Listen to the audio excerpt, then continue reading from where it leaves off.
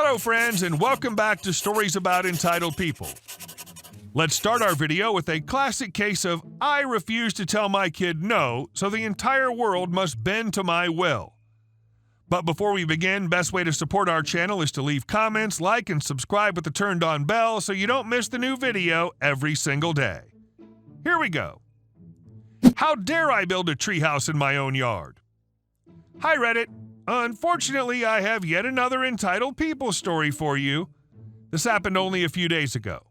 Cast: me, Nancy, my niece, 7, Karen, entitled Karen, Jake, Karen's demon. So I like to consider myself a pretty handy person. I can build stuff really well.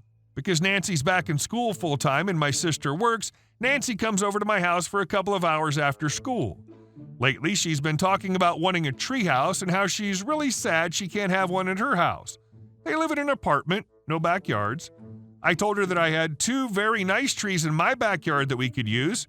You should have seen her face light up. It was like Christmas for her. I had a bunch of old sliding closet doors from a few years ago when I did renovations, so I decided to use those for my wood. #recycling, am I right? By the end of the first day, we have a very nice floor and a rope ladder up. The second day, right after school, Nancy's helping me saw some wood planks for a ladder up the crow's nest when we hear it. Karen. Ahem. Me. Can we help you? I should point out me and my neighbors share a fence, the tall kind you can't see through unless you were smushing your face up against it. Karen. You can't have that. Me. I'm sorry? Karen. You can't have a fort. Me. Ah, and who are you? Karen. I'm Karen, neighbor's friend. Me. Nice to meet you. Are you new in the neighborhood? Karen. No, just chatting with neighbor. I live on the other side of town. Me. Okay, is there a particular reason we can't have our treehouse? Karen. Yes, if my son Jake sees it, he'll want one too. Me. Karen.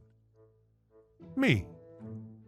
So let me get this straight. We can't have our fort because if your son sees it, he'll want one? Karen. Yes. Me. When you don't even live here. Karen. Yes.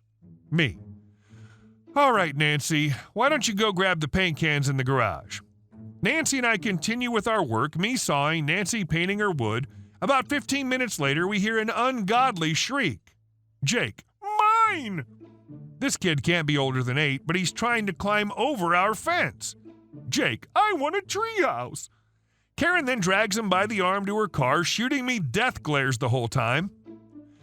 I'm not sure how to feel about this. I've never seen this woman before and haven't seen her since, so yeah. Update. Oh dear God, I went to my local home supply store and bought a cheap $30 one. I pointed it at the treehouse and wasn't expecting to see anything. Then I come home from work, and isn't with me, school holiday with her mom, to my neighbor standing on my doorstep for now. NN equals nice neighbor. NN, EK visited earlier today. I think Jake broke into your yard. At this, I rush inside to pull up the security camera footage. Now, I should point out that my neighbor and I have a gate. It connects my yard to her driveway. I'm not 100% sure why it's there, but whatever. This gate's still part of the tall fence I have, and I lock it with a padlock. You can see Jake trying to climb over my fence again. Then I see something even worse. Karen is helping Jake over the fence. Then I see nice neighbor running outside and yelling at Karen and Jake. I'm thinking about getting a restraining order against this woman and her demon spawn. And our second story. The only day my managers weren't all that bad, aka a table too far. When I first moved to my current city, I got a job at a British pub restaurant in the center of the city. It was decent pay with tips, which in Australia is very rare. The prices were varied, so you'd get a bunch of businessmen for lunch on weekdays and usually groups of young adults and rich tourists for drinks and nibbles on weekends. One day, there's a table of 8 large, loud, and obnoxious people who want a table. Generally, if there's that many people, you might want to call ahead as it can get really busy and the place only seats a limited amount. I sort them out and place them in a table outside. I have to go back 3 times to the table for their order. I talk mainly to the giant, frizzy, red-headed lady with a green tank top and massive arms. Me. Can I take your order? Lady. Yeah, a plate of nachos and 2 plates of wedges. Me. Is that the lot for the table? Lady. Just take that order and they'll order when they're ready. Me. Okay, can I take your drink orders? They proceed to ask about every kind of beer on tap, prices, specials, and then change their mind around twice each by the time I'm done. I should add I had my winning smile on and was being super friendly. I didn't want to anger these people. I go off and put their order in and race around to serve the other 25 people who are also in the restaurant. I get a "Hey girl" yelled at me while I'm trying to unload food to a table and take another drink order. I give them the 1-minute signal, which doesn't go well, and I'm told I took too long to get back to the table. This goes on, as I said, another 3 times, each time with more food and drinks being ordered. They get up and leave, so I start clearing their table as another server rings up the table. They've left a note written on a napkin for me. It says, "If you didn't want to work here, maybe you should go home and stop ruining the experience for everyone. Your job is to smile and serve people, not walk around with that sour look on your face. Maybe this will make you think twice before you act like you're better than other people. Have a nice day." I was exhausted by this point. I'd been working for 8 hours. It was a hot summer and these people had been awful. For the first time in my adult work life, I cried. It was a little sob and I tried to suck it back, but when someone touches your shoulder and says, "Are you okay?"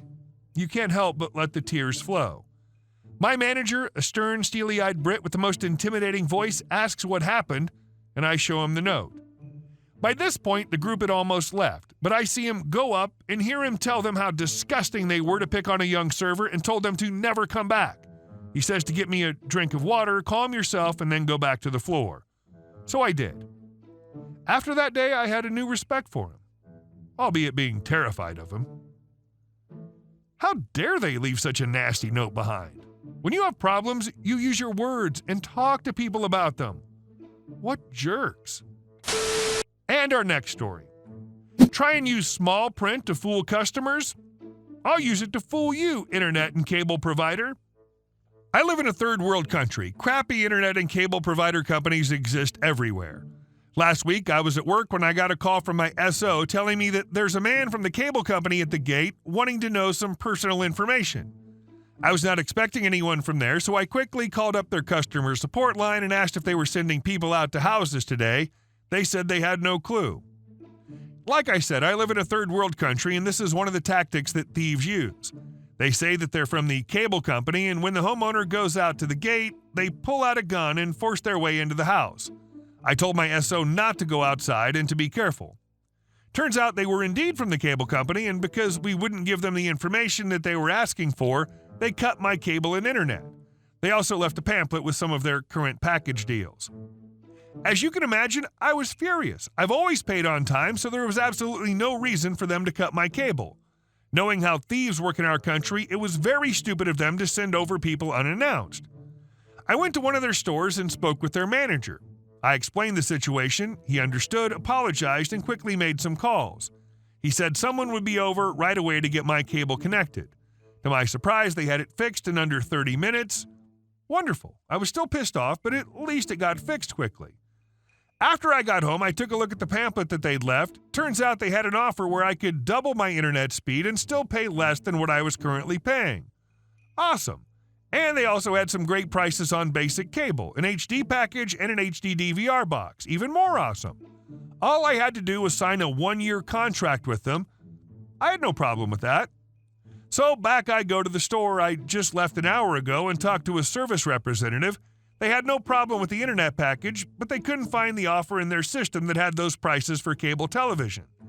They asked me to take a seat while the representative talked to the manager and showed him a photocopy of the pamphlet I had. While I sat waiting, I took a closer look at the pamphlet, and what did I see next to the prices? The dreaded asterisk. F those asterisks. I scanned the pamphlet looking for the fine print, and I found it. For me to get those prices, I had to also get the premium HBO and Fox Plus packages. That was $20 more. I rarely watch cable, so that's a waste of money. Now, what happened next, I can only imagine happened partly because the manager knew that I'd just been screwed by them by having my internet and cable cut off for no reason at all, but also mostly because neither the representative or the manager saw the asterisk or the fine print in the pamphlet, and they were ignorant of their own deals. The representative called me over and told me that they were going to honor the prices on the pamphlet. She printed off the contract, I signed, and now I have double my internet speed and I'm paying a whole lot less. And our last story. Apparently, I'm in an HOA. My husband and I built a house and moved in at the end of last year. Prior to building, we asked if there was an HOA. We were told no. Great. I've heard enough horror stories to not particularly want to be in one. There was no mention of an HOA in any of our paperwork, not in the building contract, not in the closing disclosure, nothing. We've paid nothing to an HOA. However, it's recently been brought to my attention that actually there is an HOA. Our neighborhood's a mix of custom homes and a production builder. We built with the custom homes, but apparently the production builder holds the HOA until 51% of the lots are sold. Those who have built-in production homes are paying $250 a year to their builder until the HOA is turned over to us. I was recently shown paperwork filed with the city 5 years ago by the developer, and it does indeed seem to show that I am in an HOA. My lot is part of the plot map, and the paperwork discusses all 133 lots in the subdivision. There are some Karens in this neighborhood who are already talking about wanting to get the fines going. I'd love to tell them to F off. Edit. I went through our closing documents again, and the deed itself does have a phrase on it about covenants and restrictions, so that sucks a lot. However, there's still nothing explicit about a homeowners association. No list of rules, dues, no mention at all, nothing. In summary, we're going to consult with a real estate attorney. We had some problems with the final closing, and we're considering it anyway, so this just gives us more reason. Edit 2. While the initial discovery of the HOA was frustrating, our determination to seek legal counsel and find an equitable solution allowed us to enjoy our new home in peace, free from the worries of unexpected fees and restrictions. I learned that sometimes, even in the face of unexpected challenges, seeking help and standing up for what's right can lead to a positive outcome for everyone involved. Hey guys, thank you all for watching the video. I'll see you in the next one.